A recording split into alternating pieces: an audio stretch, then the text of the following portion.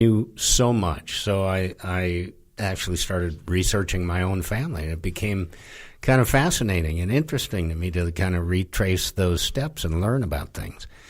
And I wanted to set that up because my grandfather, my father's father, was when I was younger. He had served in World War I, and I remember as a kid seeing all the stuff in the basement.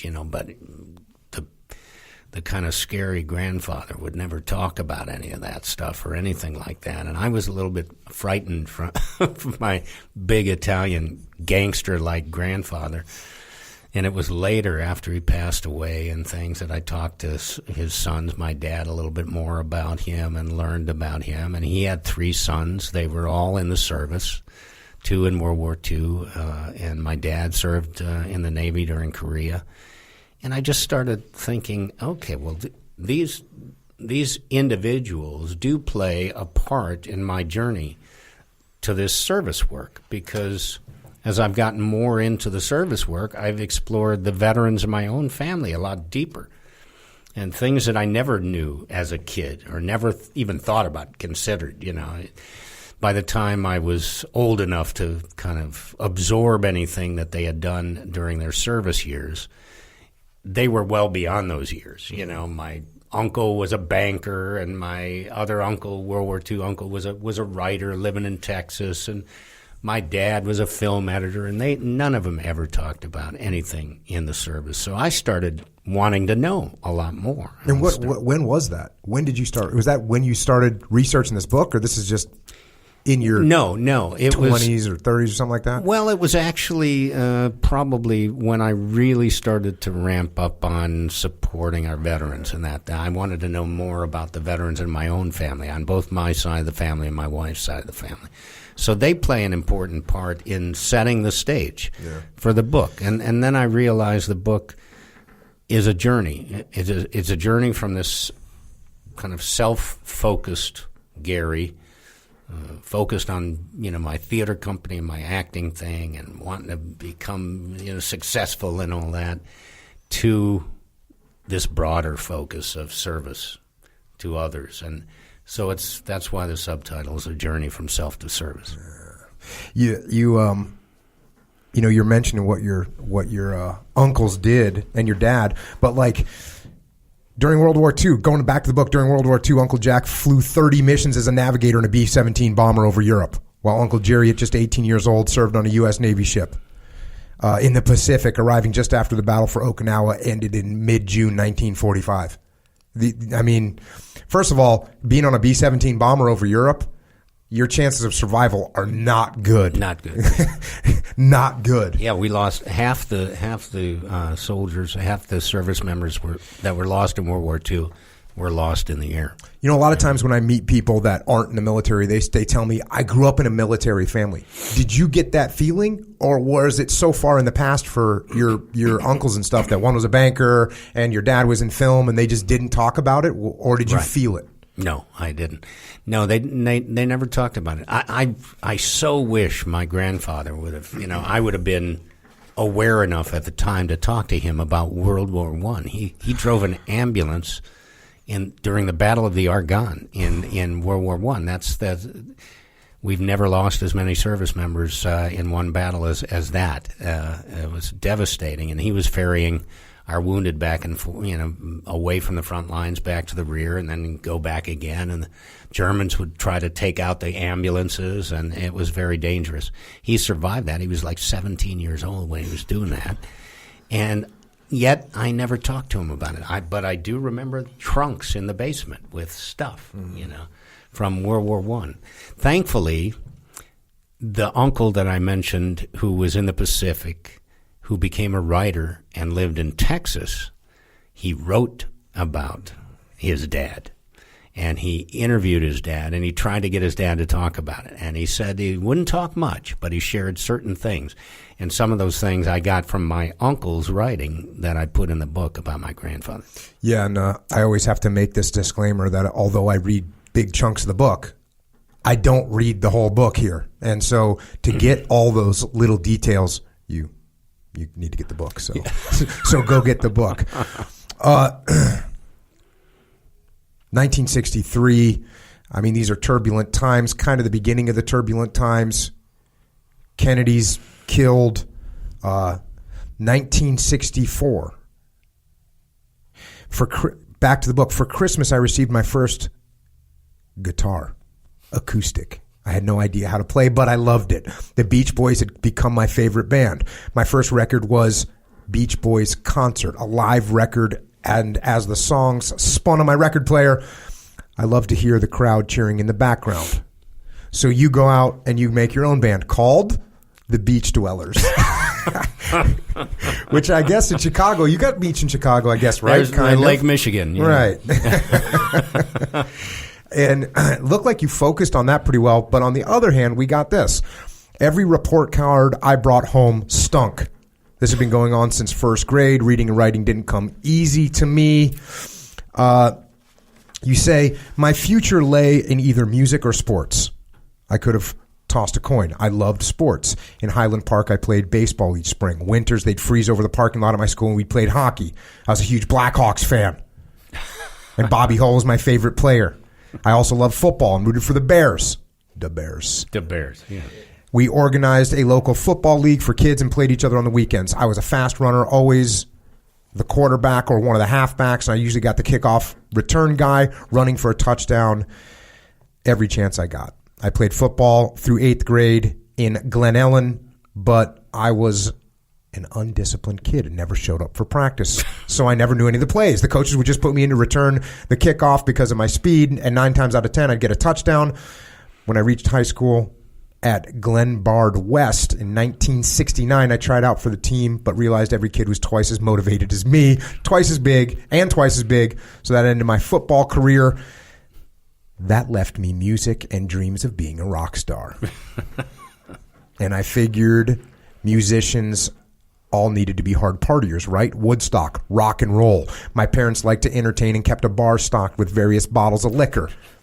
At the end of 8th grade, I decided to experiment. I had a metal box with a latch on it, so I gathered empty peanut butter jars with lids, cleaned them out, and stashed them in my box. When no one was looking, I sneaked small amounts of liquor out of my parents' bar. Whiskey into one jar, vodka into another, vermouth into another, wine into another. Always just a bit so Mom and Dad didn't notice. One Saturday night, I decided it was time. Randy and I shared a bedroom, but there was a small attic room connected to our room that was private where we kept some of my music gear. When Randy was asleep, I went to the attic room with my metal box full of jars, shut the door behind me, and tasted the vodka, the whiskey, the vermouth, the gin, the wine. Next thing I knew, I was plastered, sick as a dog, puking into my metal case, everything I'd eaten for the past month. My head spun, and I wanted to lie down somewhere, but thought I'd be better to clean out the box so no one would find out what I'd been up to. I bobbed and weaved down the front stairs, heard the TV on the other room, figured the coast was clear, crept into the kitchen, started dumping the vomit into the kitchen sink. I was dizzy and nauseous, and as I looked up, suddenly my mother was standing next to me, her arms folded. She looked puzzled and concerned and angry at the same time. "Oh, hello, Mother," I said in my sugary voice. "I'm just cleaning out my box. It was a little messy. How are you this evening?" The room started to go dark, and I realized I was passing out. Next thing I knew, Mom and Dad were wiping off my mouth, putting me to bed. I was grounded for a week and no more box. You'd think I would have learned my lesson, but that was just the start for me. The times were changing, and the drug culture began to rise.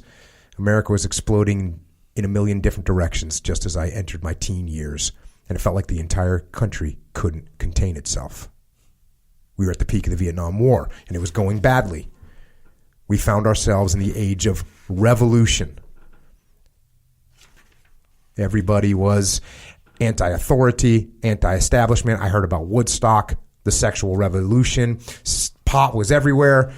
And by the end of 8th grade, although I was still on the football team, I felt caught between the athletes and the pot smokers. For a couple of years, I went crazy.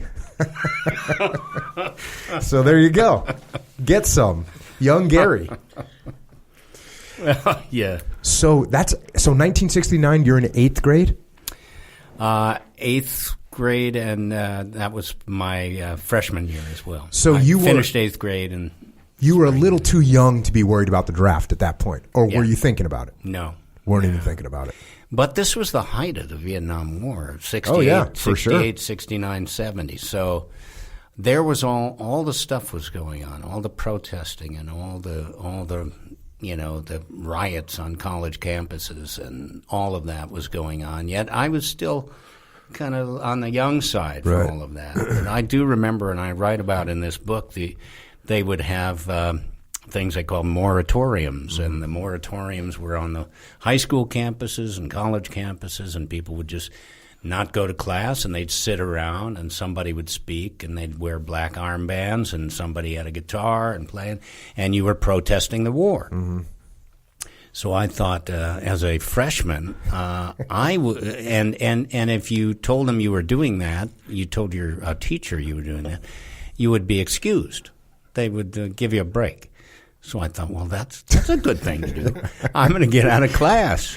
That was your big political motivation? My big political motivation was getting out of class, and maybe there's some girls at the protest, So I went and sat there. I couldn't tell you what was said or anything like that. I was just out of class, and I didn't have to go. And in fact, I looked at the yearbook from those years, and they had a picture of one of those protests. Everybody's sitting around and guitars playing and protesting the war with black armbands. I'm probably in the crowd somewhere there. I couldn't find myself.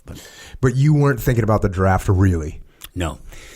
Yeah, and I mean, I imagine because your 8th grade is like 13, 14 years old, and 3 or 4 years away seems like it seems like an eternity. Like you're never going to get there. So why would I be worried about what's going to happen in 4 years? I wasn't, even the Vietnam War was on television all the time. It was on every night. The casualty reports were on all the time. What was happening? My parents were fearful that I was, going to get drafted because they were drafting everybody, and especially the kids who were failing in school. And that was me. Well, that was you. And I thought, my mom was terribly frightened that I would probably, get plucked out of school because I was so bad and have to go to war or something. Mm-hmm.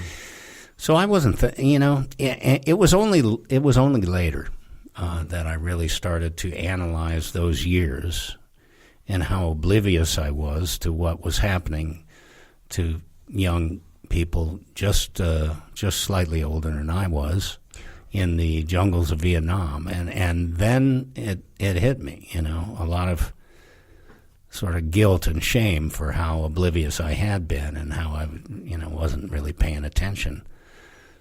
So that I think was galvanizing in some way in terms of taking action,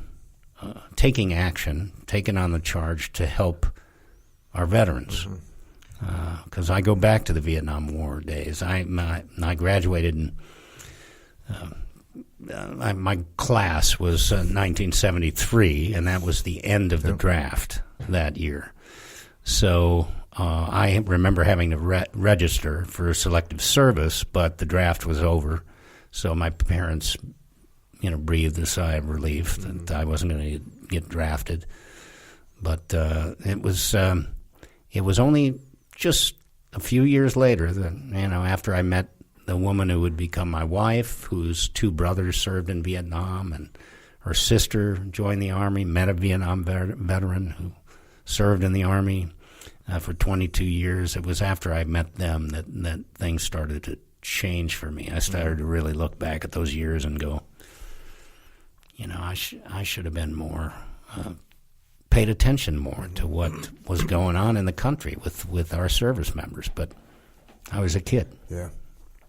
Yeah, it's interesting too that because even though you said you didn't feel like you were from a military family, even though you absolutely were from a military family, it's interesting that your parents,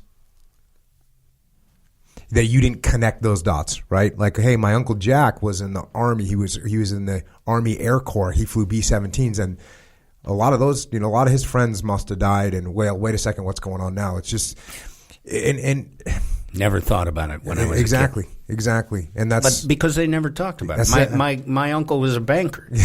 He wasn't a World War II hero, until later, and then I really spent a lot of time with my Uncle Jack, and then he talked. He he would talk about his